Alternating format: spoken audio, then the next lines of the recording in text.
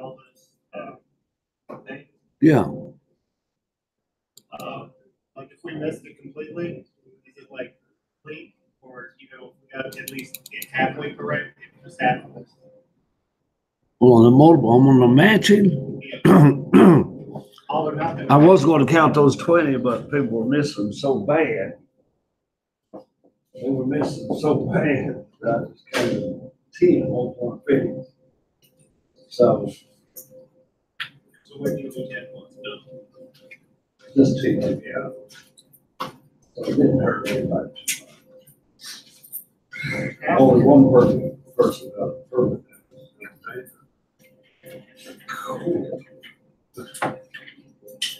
Right, okay, we had a perfect 10. Oh, well, then. But you may have to tell everybody where you got that hand, that helps you make 100 on 10. now I'm gonna want to count it. But I don't want to down on the rest of it. It's like, yeah, it's only Okay.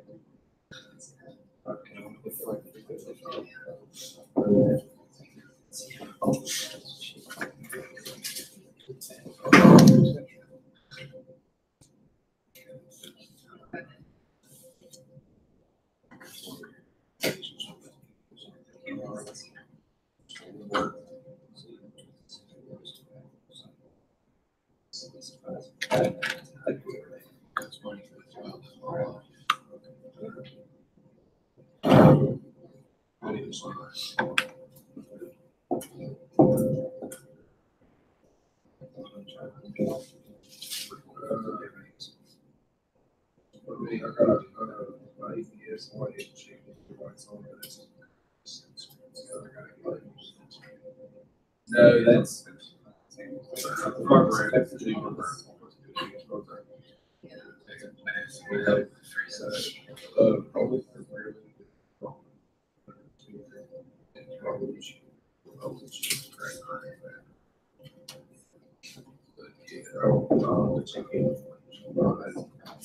Professor.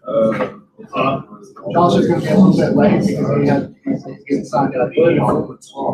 That's a new what? He was at the ER last night. Yeah. So he's gotta go there until like 4 a.m. Why did he go to ER for? He had an issue with his, Oh, okay. she was, rushed to the ER last night. Yeah, okay. Okay, we need to go ahead and begin, and maybe some other people will come dragging in. This test I'll give back to you last part of class, and I'll quit live streaming. I think everybody has taken. I've got to fax it to one person at the library. Don't even know if that person day or night class. I've got to turn in midterm grades this week, and say at half of this class, I'll have to turn in a D or an F. It's about 50%. I do believe, just looking around here, most of you that are here this morning, you've got better than a D or an F. Most of you that are here. So attendance must help, okay? And of course, Johnny, you haven't taken the second test, and I can only base it on your first test. And I'll look at that today before I turn in midterm grades, okay? The grades on the test went from a perfect test of 100 to a 24. Somebody made 24 on this test, okay? But anyway, this test is gone and behind you. Chapter 5, we didn't deal with too much, but chapter 6, we have to. It's a merchandise business. Now in chapter 6, there is a difference. This doesn't tell you we're finished with the service business, but now we've got to start a merchandise business. Whereas you buy your merchandise to sell. On this test that you get back today, on the income statement, you have revenue and expenses.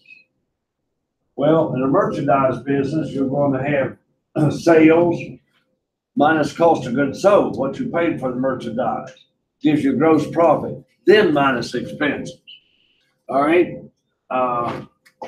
Operating cycle is this process by which a company spends cash, generates revenue, and receives cash either at the time, you know, if you sell inventory, it may take you 30 days to collect, so that extends your operating cycle. Right now, don't worry about what an operating cycle is.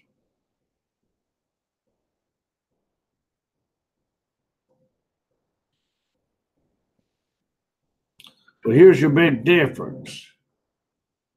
On this first part, sales minus cost of goods sold gives you gross profit minus expenses, gives you operating income.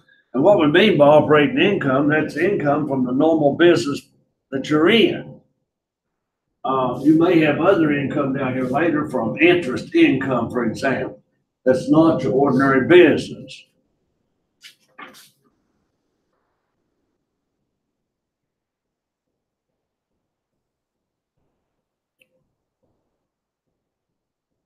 We're having to take into account how long it takes to sell stuff. How long, what now? How long it takes somebody to sell it. Buy it. To buy it and sell it. If you have held inventory 60 days, you sell it, you don't pay for 30 days, that's 90 days it takes, you've got your money tied up in inventory. That'll be your cycle. Like I say, don't worry about that yet. Well, merchandise inventory, it's gonna be an asset.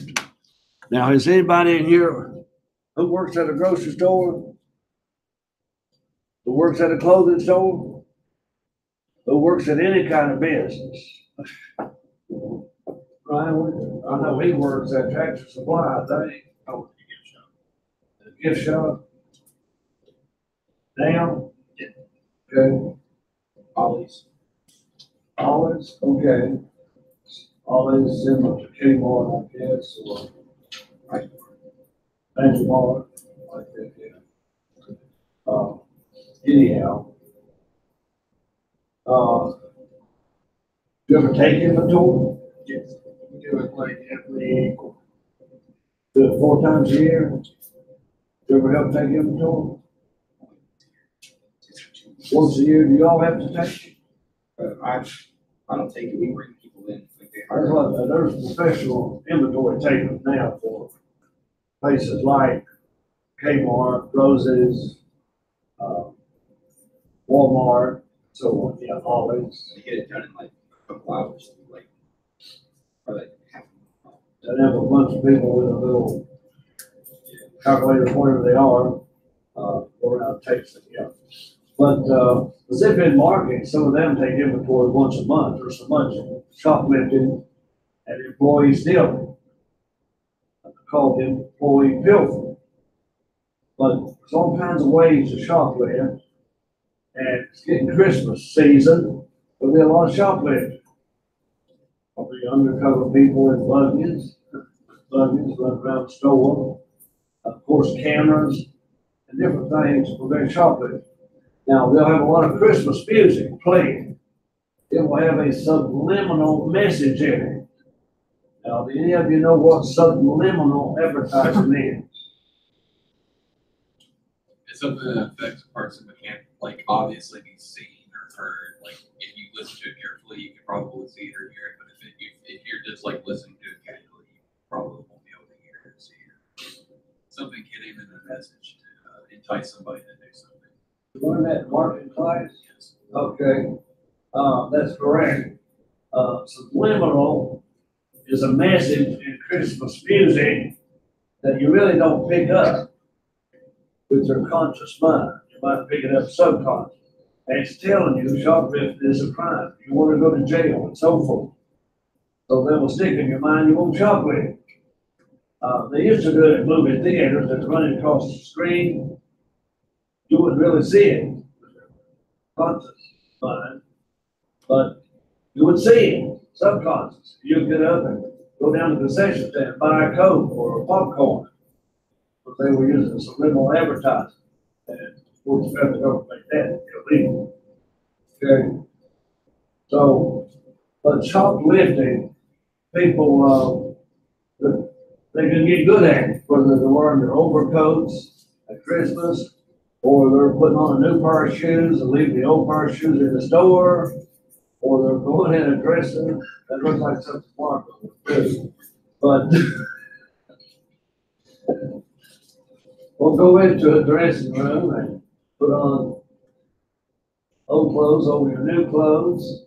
One of the worst I ever heard of was a man carrying a big Bible with the inside of it cut out. And then, of course, I saw on a videotape one time where actually a woman put a small TV between her legs and put her dress down over it and walked out the store, talked to the TV. But there's all kinds of methods. Some of you don't need to know anymore than you already do. But anyhow, shoplifting is a crime. It makes cost of your goods go up 1% a year. So if you spend $1,000 a year on groceries and clothes and so forth, you spend $10 too much. That's for the shoplifting. Okay, 1%. So we won't worry about shoplifting. And Ryan, what do you do to keep people from shoplifting at the gift store? Well, we don't have any cameras, but since the room's so small, I just have to keep an eye on it. Because, but most of, we don't have like, adults and parents steal and stuff. That gift shop outside the kids museum. So it's mainly you just have to make sure that the kids don't walk off. Yeah. I know at the main gift shop on the top of the hill, they have like security cameras, like an actual. Who do you work at? That's like Exhibition Home. Oh, Exhibition Coleman? Yeah. Oh, okay. In Beckley? Okay. Does Olive, do you know what they do to prevent shoplifting? They just have cameras. And signs that say don't shop. All right. It's bad for a store too to have high counters. You got things back to the ceiling and you can hide between rows.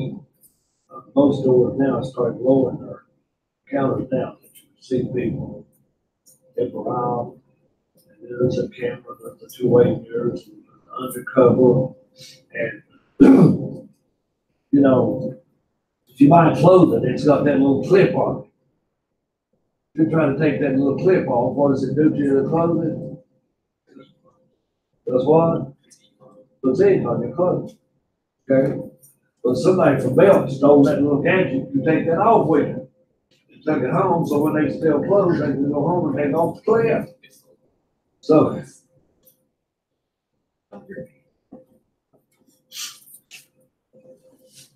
Now, out of you all in here, there's 11 of you present today, 12. And probably a third of you have shoplifted something in your life. Probably a third of you. Hopefully it's not a habit. Hopefully it's not a sickness. There is such a thing as kleptomaniac. Klepto, it's a sickness. And price change. My son one time, not 11th grade, he went somewhere and he swapped a sticker on a sweater. He put like a $20 sticker on a $30 sweater. And he paid for it, say $10, right? Well, I fussed at him and I told him, I said, you will lose. I hope you do 6 or 7 times that much. He was working part-time, making some of his own money. Next week he got a ticket, it cost him $70. So he lost 7 times as much. He might have got the ticket anyway, I don't know, because coincidental, I don't know, but he did lose more than he said. Somehow or another, I think you will lose more than you save if you steal, cheat, rob, or whatever. All right. Merchandise inventory, that's what the chapter's about.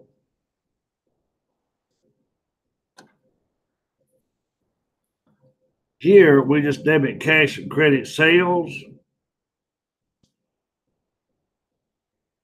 Here we would debit accounts receivable, credit sales. And we may have to make an entry for this one on a perpetual system. You make 2 entries, you debit cost of goods sold and you credit inventory for the cost.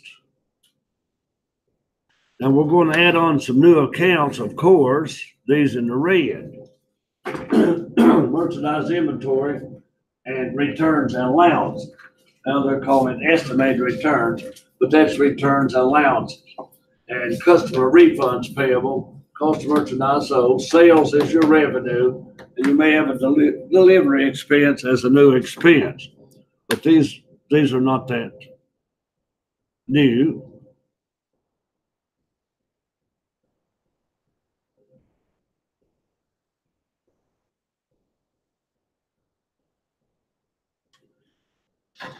There's 2 types of inventory systems in this chapter, perpetual, periodic. Periodic is in the appendix, and I do want you to read the appendix. And I don't know if I put anything on Cengage or not. How many has completed all 5 chapters of Cengage? All 5 chapters, or 4. That's your bonus, so you get your test back today. How'd you do on chapter 5, say? 100. Yeah, what was your score on chapter 5? 100. Okay. But anyhow, I didn't do much in chapter 5. Those journals. Maybe repeat some of them later, or computers will take care of that. All right, perpetual inventory system, you keep a running total. If I go to Vance Auto, and I want a piece for my car, they should be able to look at the computer and see how many they have in stock. They go back there and they don't have any in stock, the computer says it does, somebody's inefficient. They sell something, they're not bringing the computer up to date with the inventory. Now, some inventory deteriorates or perishes. What kind of inventory would perish? What? Food, bananas, chemicals that perish. Chemicals to bring after a while. That's on the shelf. Or if it lows, some chemicals going to be stored on the shelf for about 6 months. 16 months. Is it? So then chemicals. Some of You're talking about detergent for the kitchen. Well, a lot of things in a grocery store has a lifetime, whether it be bananas or meats or whatever. Film used to have a lifetime. I mean, if you use film anymore because of your phones, so on. But inventory, perpetual. When the day of computers, perpetual system is more popular. That's the one we're going to deal with the most. We're going to look at the periodic system. And periodic system, you still have to take a physical inventory for both these methods. Now, so if you took a physical inventory quarterly, some's annual, and I said a zip-in market, you should take it monthly. There's a lot of shoplifting to these little zip-in markets. when we're closed, we did it weekly. Because you would never get, or you do it Sunday through Thursday on like on our digital system. Then we'd have to take it in inventory on Friday and finish it by Sunday.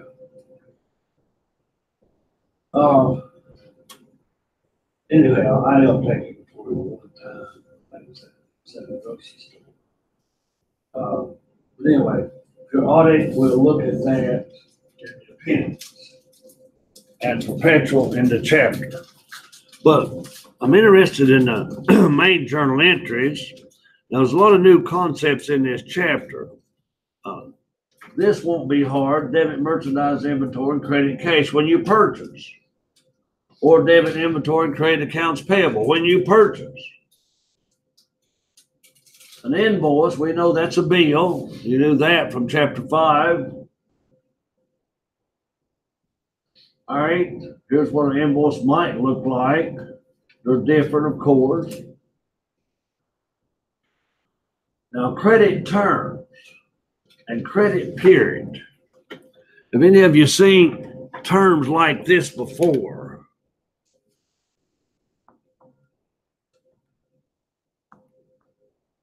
Have you seen that before? We're probably going to see it a lot in this chapter. And this may be a 2 or 5 or 3, but you get a 2% discount if you pay within 10 days. If you don't pay within 10 days, you're going to pay the net anyway in 30. So you got a 20-day period there. And if this is 2% for 20 days, what's 20 into 360? What is 20 into 360? 18.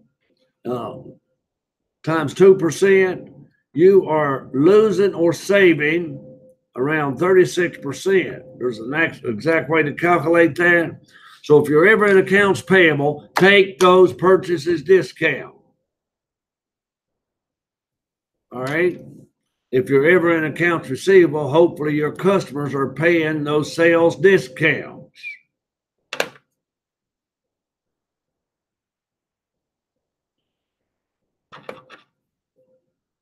All right, you can read what it says.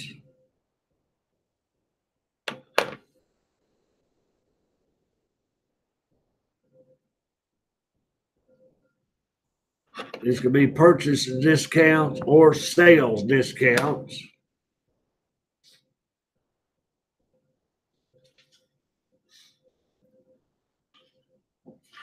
They're trying to illustrate this to you here too, how important it is to take that 2%. $60,000 interest for 20 days at a rate of 6% would be $50.20. You actually can save more than that. You save a lot more. So they're just showing you a comparison here. So take those discounts. Here, merchandise inventories, accounts payable cash. This is recorded at net.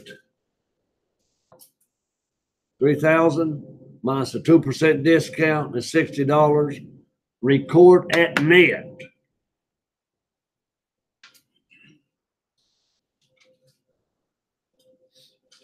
I don't know if they showed you that or not, but it's right here.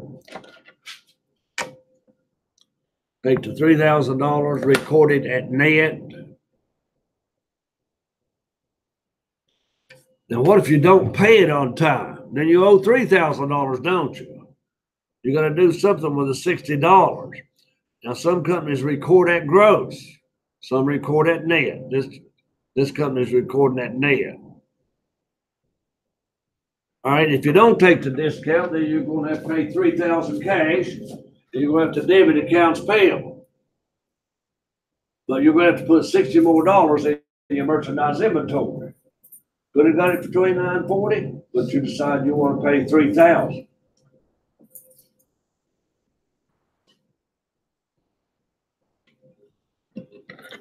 Returns and allowances. Mail order catalogs used to be big. Does anybody remember the Sears catalog? You do? They made a mistake in one of the Sears catalogs one time. It hurt real bad. But anyhow, Sears and Penny's used to be pretty big. Penny's just a lady that used to go in the store and pick up the catalog, but now I guess it's just flyers. So, but is there finger hut or finger nut? Which one is it, finger hut or finger nut? I think they're still pretty big in catalog. See. All right. But anyway, people order sometimes 2 or 3 of the same item. You decide which one you want to keep, you send the others back. That's a return and allowance. Especially it's a return. Anybody ever buy an item at a store that was damaged, you took it back and they gave you a discount to keep it? Then that's an allowance.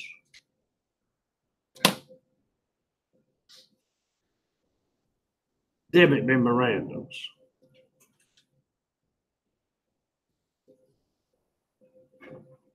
All right, if something is returned, you will debit accounts payable and credit merchandise inventory. Just reverse the entry well, let's see. You used to, all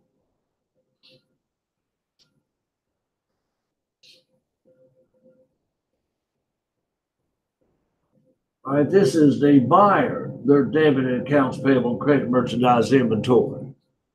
The seller would have to debit merchandise inventory.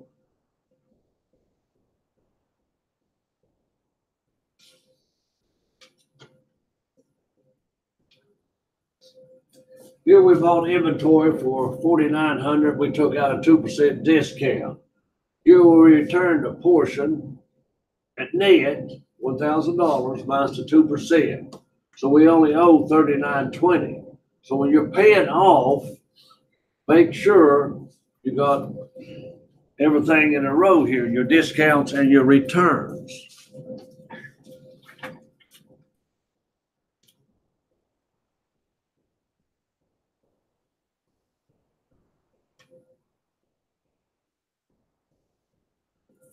All right, here is a debit to cash and credit to sales.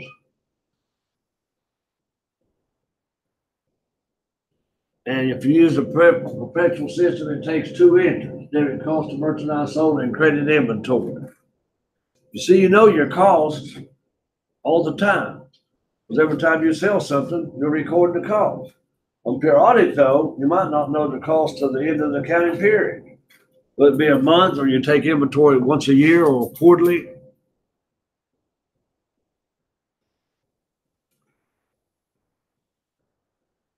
Just cash sales. Now, it says cards such as MasterCard and Visa. All right. How many of you have a MasterCard or Visa or Discovery or American Express? All right. Those credit cards are okay if you're smart with them.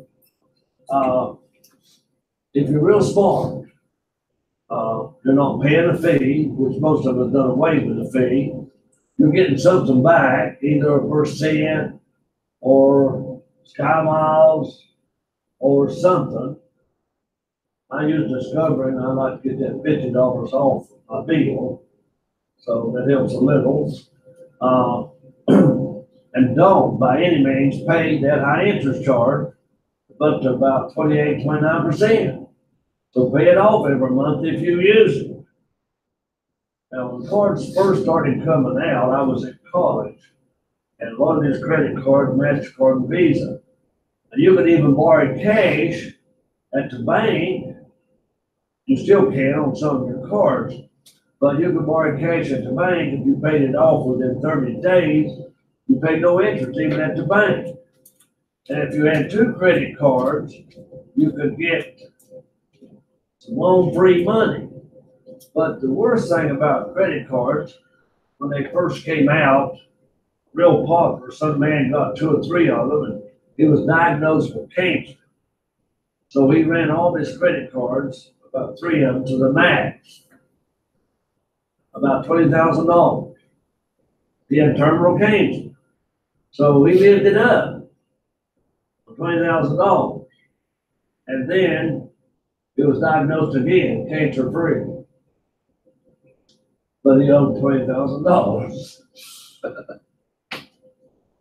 Okay.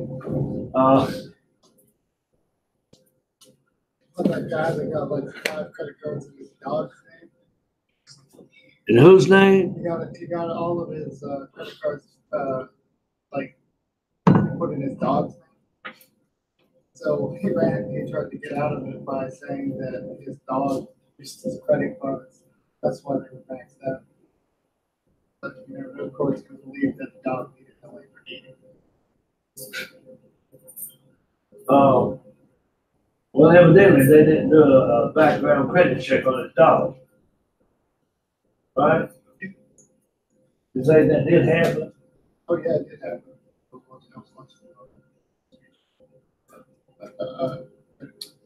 You can turn in a false income, and a false name, and There's no credit history on you, but hey. Okay.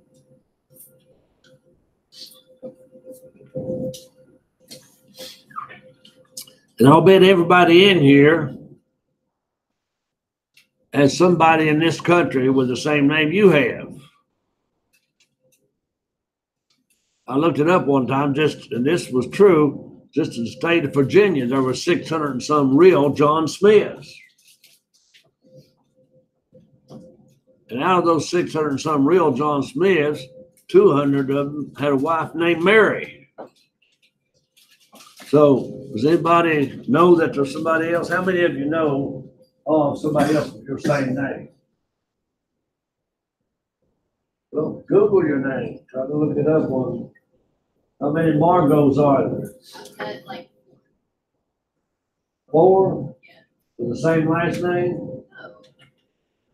no. No, I'm talking about the same name, first and last. Yeah. But I know one of my students one time, there was another person with my name, and the student asked me, how many chickens did I have for sale? This other Paris Lester had chickens for sale. And then one time, I had a deputy sheriff in my Nottingham County class, and he was delivering a summons to my door. I wouldn't pay for a refrigerator somewhere, but again, he found out it was another Paris Lester. So there is somebody with your name out there somewhere. Okay.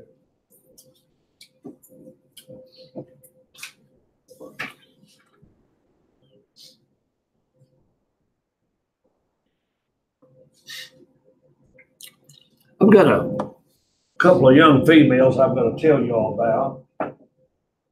One of them is a senior. She'll graduate in May.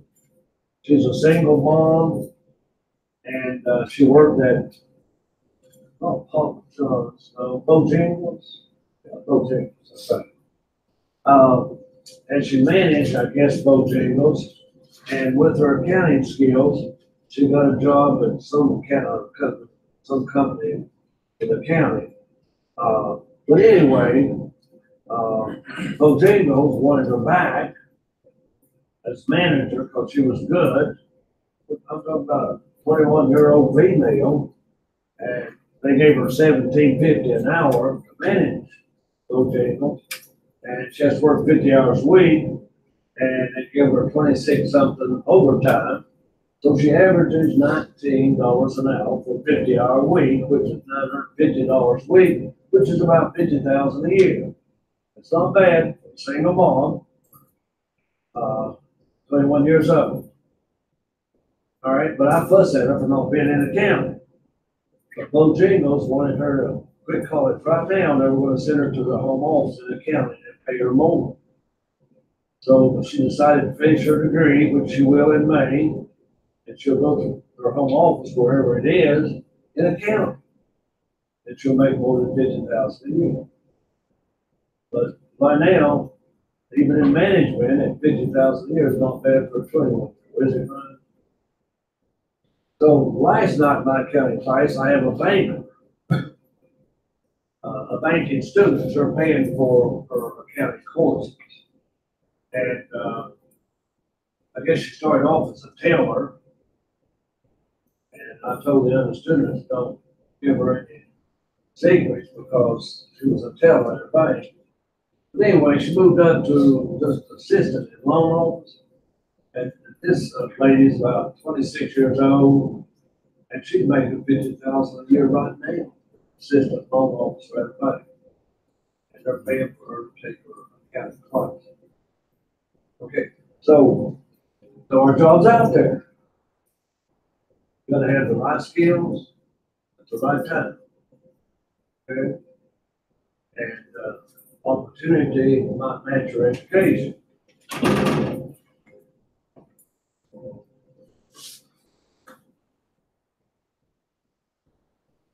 Now, MasterCard, you know, if you use MasterCard, Discovery, or Visa,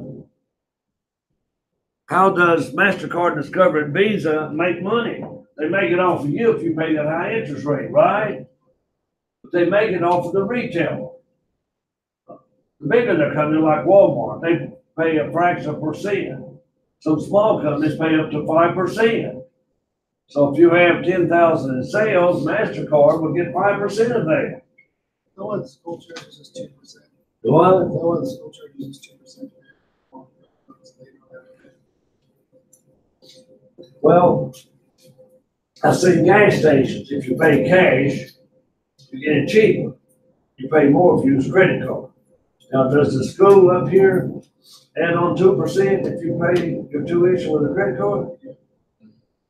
Well, then they have to pay the credit card company that 2%, that's why.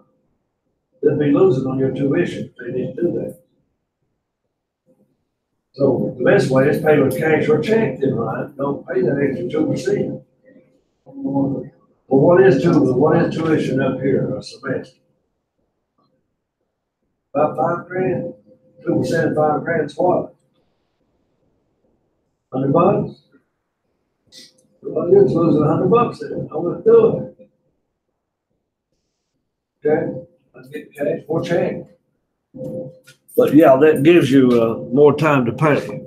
But anyway, if a company pays credit card expense, you debit and credit cash, and they will pay credit card expense. All right, here's sales on account. 2 entries always on a perpetual system. Debit the receivable, credit to sales. Now get rid of your merchandise inventory. It costs $35. You sold it for $6. 2 entries. There's also sales discounts.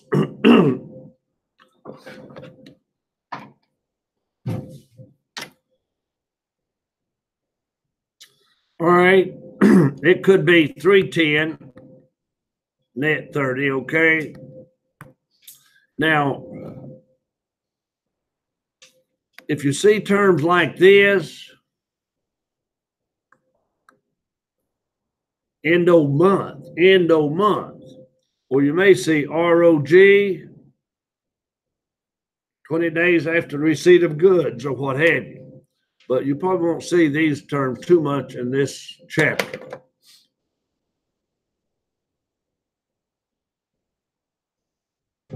Again, sales, collection, debit, cash, credit, accounts receivable. Remember, this is your revenue. Before it was fees earned or professional fees or something of that nature. Sales is your revenue.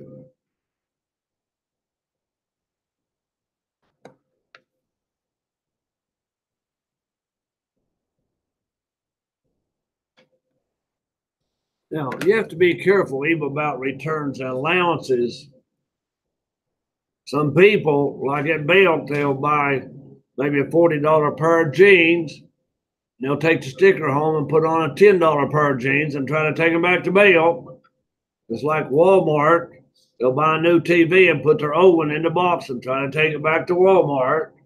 People try all kinds of things, don't they? You know, people feel like when they shoplift from Walmart, it's just a big corporation, not a person. Mom and Pop down on the corner, you won't steal from Mom and Pop because you know that. You know that's a person. You don't feel like Food City, Walmart. These are people. Okay? And shoplifting is higher in big chains like that than it is in your mom and pop operations.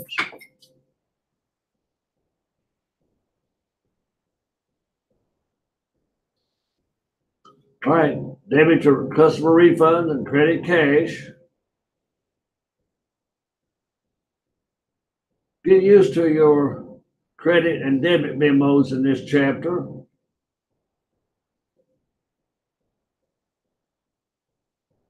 In this case, debit customer refunds payable and credit accounts receivable. You're reducing his accounts receivable up here. Debit customer refunds payable, and you have to give him cash. But here you take it off of his accounts receivable.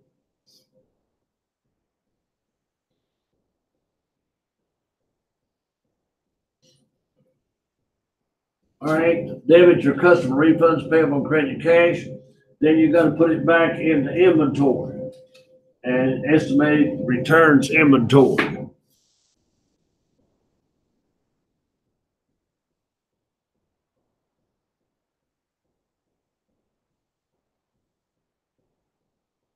Of course, there's ABC entry. I'll just show them to you. When you sell merchandise, 2 entries. Collect, debit cash, credit accounts receivable. But if you have a return, debit customer refund payable and credit accounts receivable. And then debit merchandise inventory and credit estimated returns. Freight, we're going to have freight in, we're going to have delivery expense. Now, a lot of merchandise, if you order something for $100, you might pay taxes of $5, and you might pay shipping of $10. Well, then I paid $115 for that item, didn't I? So we will add on taxes when shipping to our merchandise inventory.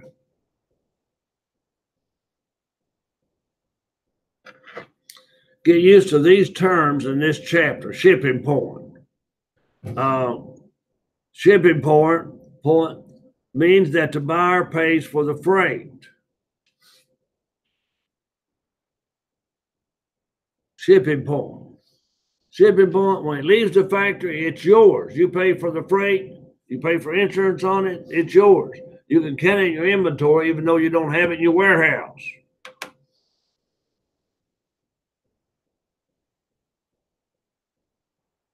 But if it's FOB destination,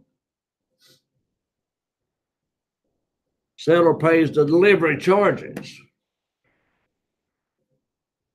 because it's not yours till it reaches your door. That's destination. All right, just more entries and delivery expense and so forth. Rest through this a little bit.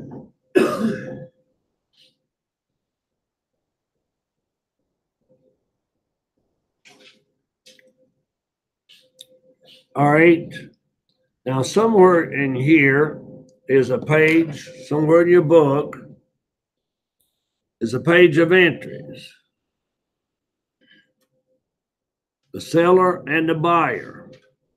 Now, I want you to look at those entries for the seller and the buyer in this chapter, because you got to know both seller and buyer. Debit accounts receivable, credit sales for the seller, and debit inventory, credit accounts payable for the buyer. No journal entry for freight, because in this case it's shipping point, and for the freight, we'll debit merchandise inventory and credit cash. The buyer is paying for the freight.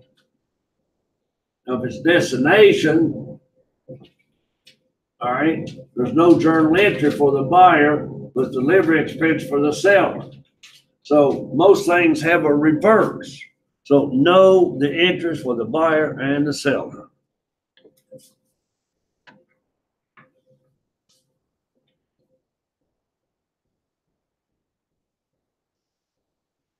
Seller and buyer, please look at those. I'm going to skip through these pretty fast because I've got to go over your test. Now, a trade discount is not recorded in a journal entry.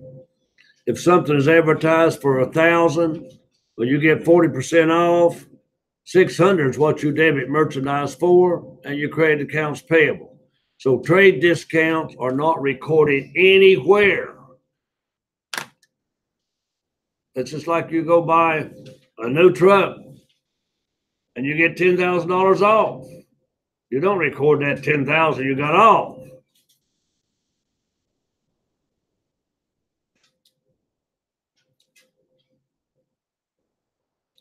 All right, still perpetual. Now we will have adjusted entries. Now, here's what your books say you're supposed to have. You're supposed to have 63,950, but you only got 62,150. What went with $1,800? What went with it? Employee stolen or shoplifter stolen. Now, in some cases, it could be deterioration, like bananas, could rot, other produce, gasoline can evaporate, and so forth. But we will have to debit cost of goods sold and take that 1,800 that we lost or that was stolen out of inventory. It could be lost.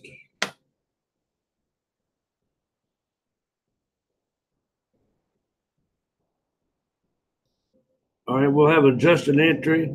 Okay, I'm gonna pretty much cut it off right here. We need to go over that test. And please read this chapter and the appendix well for Tuesday. Please start to engage on this chapter for Tuesday. And please look at least the first 5 to 8 exercises by Tuesday. Okay, so that's where we are. Okay, I'm gonna give you a test back, and nobody wrote on it double. Nobody wrote on your test double. You're supposed to do that when you hand it in. So I'll give you that option before I give you your test. Alexandra had a perfect pay, 100. All right. I'm not going to ask you kind of double because this first test was pretty good, wasn't it? Say Bangor. We'll count this one double. Find double one. Whole block right here.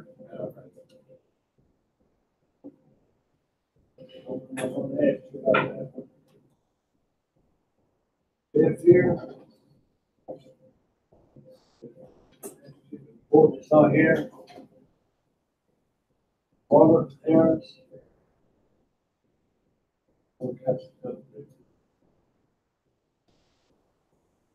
Amber Ball not here.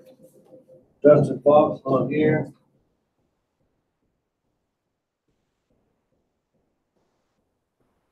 Williams not here. Williams.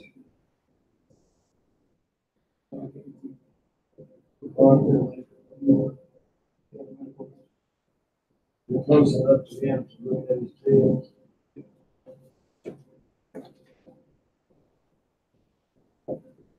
Although you want to count this double, divide double on it. Why did you want to count for double?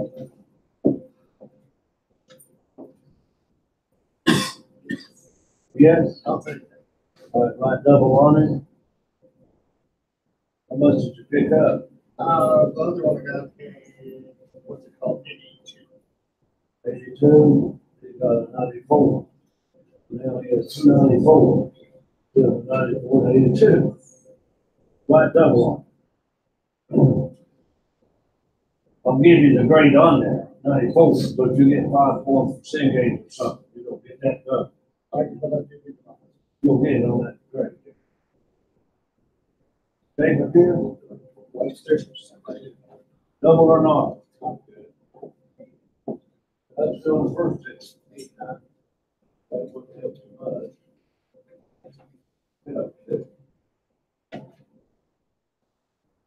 Alexandra, double or not? That's still the first test. I got 99. What? A 99. Makes much difference, wouldn't it? And 99 and 98. Johnny, you can leave because I'm going over this test if you didn't take. Dylan, you want to catch double or not? No, that's the first test.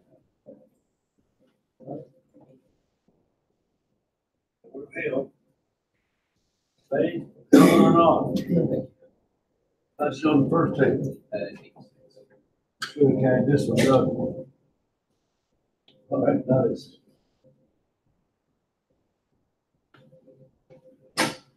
Kelly made the highest grade on the first test, 102. She's put on the rest of that.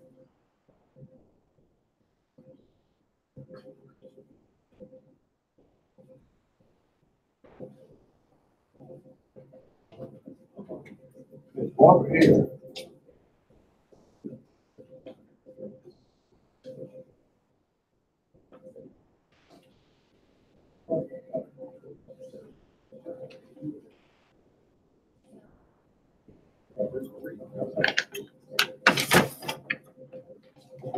All right, take a moment, look at it. Now, on those first ones, I tried to tell you at the beginning of the class, you know, if we receive a check for rent and revenue, we don't have to go to the customer there. And we put it A, cash receipts journal. But if we receive it from a customer, we post it to a subsidiary. That did confuse me. That's why I only counted these 1 point instead of 2. So let's look at those. Issued a check for rent, that would be B, cash pay. Somebody should have missed that. All right. Purchased equipment on account. That would be I. Purchase, we gotta know who we pay it to, don't we? The subsidiary ledger is who we pay it to, our supplier. So anytime you probably have a purchase journal or a revenue journal, it would definitely be subsidiary. Issued an invoice to a customer. That would be H, revenue, subsidiary posting. Or receive a check from a customer. That would be F. Cash receipts, subsidiary posting. So that confused you all a little bit, so that's why I only took off 1 piece. So number 5 was B, 6 was B, 7 was, I believe that's I, 8 is B, 9 is C, and 10 is D. Now, B, general journal, with no subsidiary posting. Okay, so that was number 3. Say, 8 was me. 8 is B. Yeah, got it. What, then? It says -3. Wait a minute, what was number 9? 9 was G. That is G? Yeah. Okay. Didn't head back. I thought that was a C. My X may not land on the right one, but it's close to a wrong one, okay? N, B, E, I'm sorry, E. I think I gave you 1 double answer.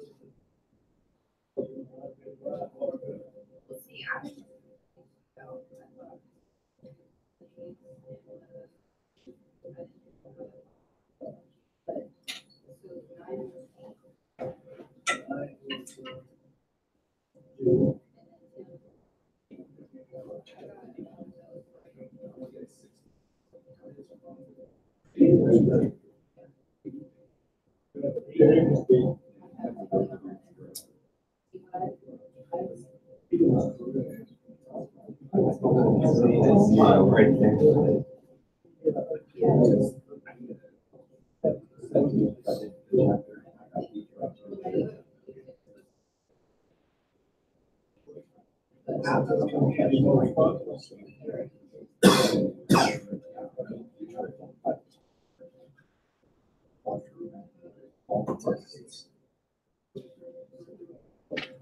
My final.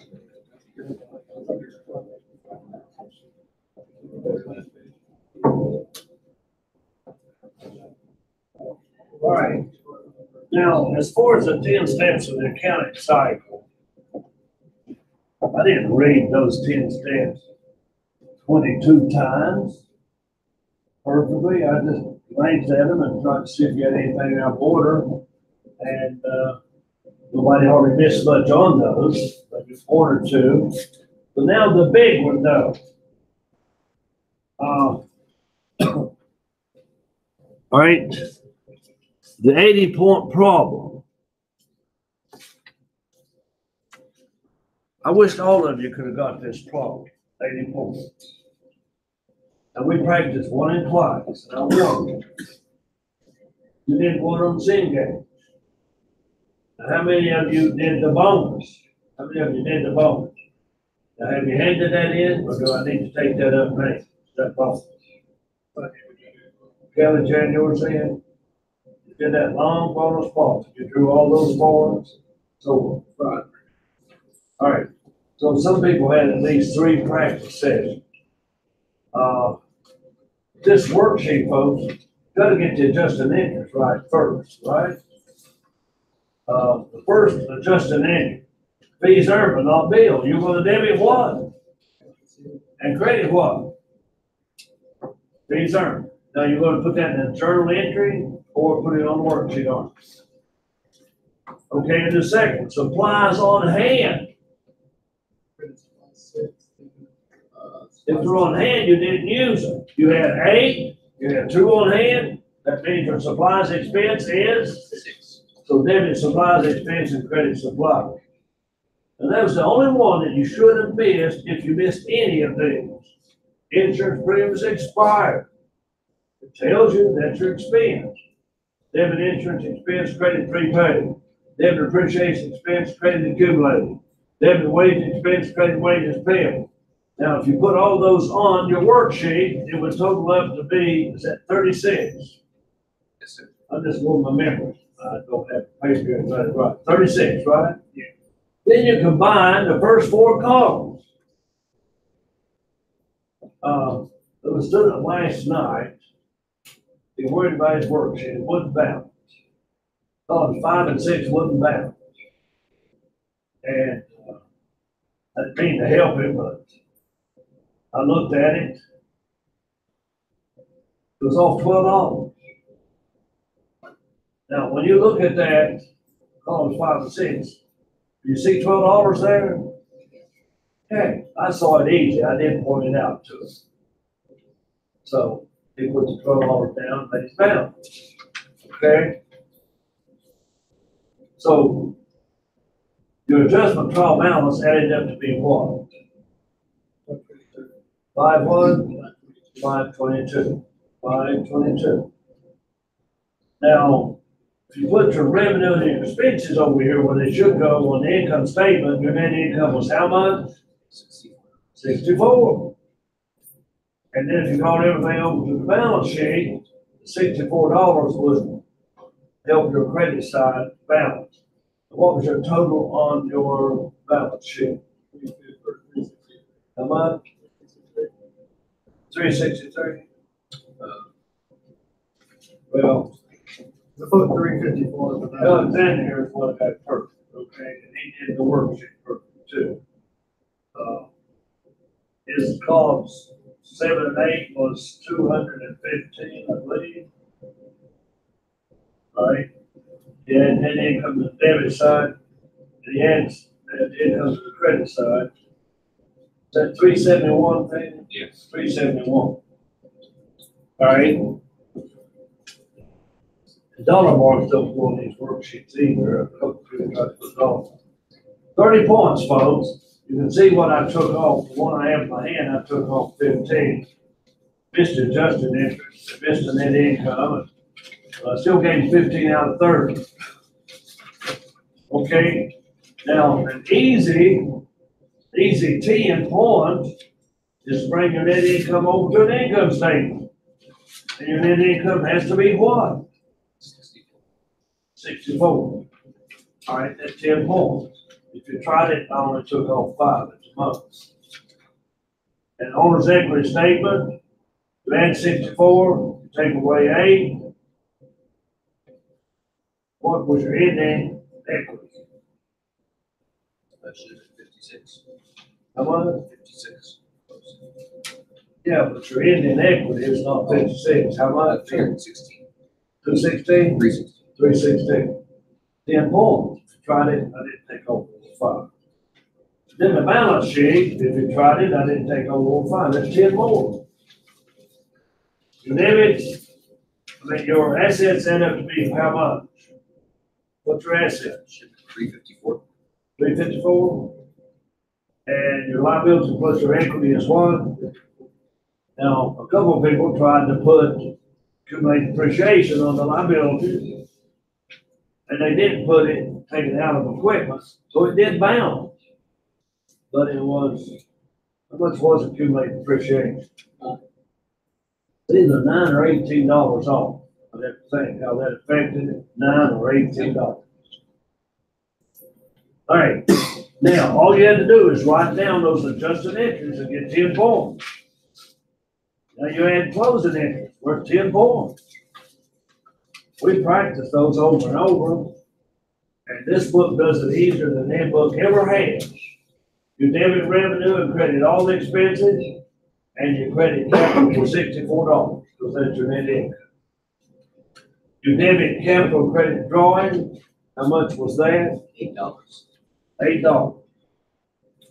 Okay, that's your change. Anybody have a question about anything that was taken off or not taken off? And I'll be glad to look at it.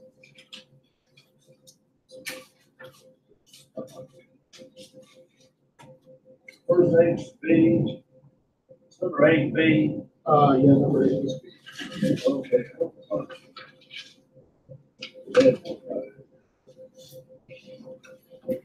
All right.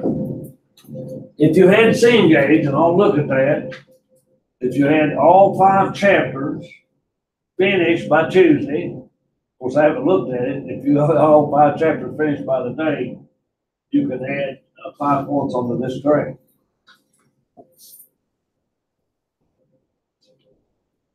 By the end of Tuesday or before the test? By today, because I'm not gonna look at it today anyway. All right, who did that bonus problem? Just Ryan and Kelly? Mr. Williams. They add 5. That's a long problem. Remember, Ryan, if I double your grade, I'll give you 94 on the first test. You'll have what, 104 on this one? Okay. Those bonuses count up, bring the Cengage up to date. That's just, so what you're supposed to do anyway. Cengage is supposed to do it. So, anyway, I hate to turn in after class with D's or F's. I have to, and that don't harm you anyway. You can always pull that up. The last day to drop a class is what, November 2. So I think we should have a 3rd test. But now some of you, if you want to look at your first 2 tests, if your first 2 tests, if they were below 50, you might all consider about dropping down. Your first 2 tests, I don't like to lose anybody, but I don't want you to waste your time. If your first 2 tests were below 50, think about dropping the course.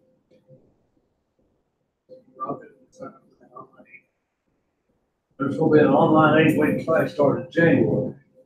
If you have to drop this course, please don't take that. All right, whether Mr. Idle teaches it or I teach it. 8 weeks is twice as fast as 16 weeks. If you can't do it in 16 weeks, do not attempt it all online in 8 weeks. Or yes, you're never in a class. You'll be doing the same work on Cengage. You'll be having some of the same tests. I would wait and start over again next fall. It won't be me. I'm going to retire in May. Okay? 51 years of teaching is about enough. You would culture. I still enjoy teaching, but there's other things I want to do. What? So you and culture Cherokee. Sure, what?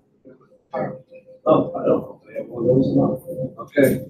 But anyway, I hate to lose anybody for any reason. All right, let me take these back.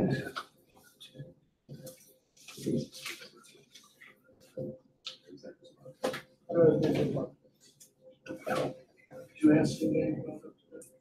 I didn't do chapter 5.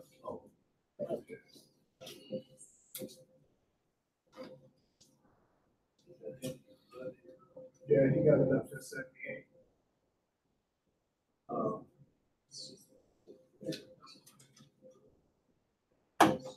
I know he doesn't want to count it. Okay, you're dismissed, I take your test. You know what the engineering regulations, where they land on the airport, I say, they're getting bored. And it's a repeatable 3-hour course. So over all you can do Hey,